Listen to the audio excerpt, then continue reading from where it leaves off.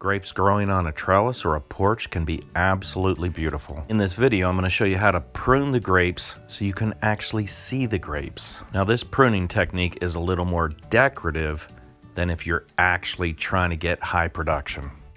So to get the grapes to really stand out, you want to cut the plant off right below the grapes. Now, this is the second time I've cut this grape this year. Earlier in the season, I pruned this grape plant in half. And this is the reason I have so many grapes. If you cut off half the plant, then all the energy goes into the grapes. Now that the grapes are established, now I want the grapes to really stand out. So I cut off a lot of the plant that hides the grapes. These are Concord grapes, so they'll get nice and dark and purple. And as they ripen, they smell terrific.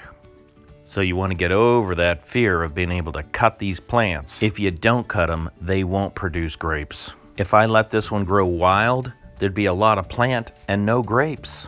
And by cutting them down low, I can still walk through the trellis or the porch. I really like seeing those grapes hang down. And as you walk in and out of the house, you just grab a cluster of grapes as they ripen.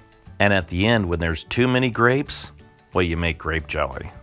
Grapes are really fun and really easy to grow.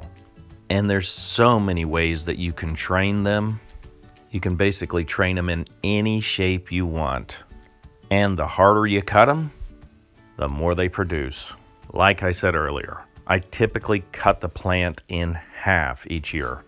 Now, when I pruned these the first time earlier this year, I put them in a bucket, and just the sticks will make new plants. I just stick them in wet sawdust, and at the end of the season, there'll be roots all over this. These sticks almost look like it's a plant by itself.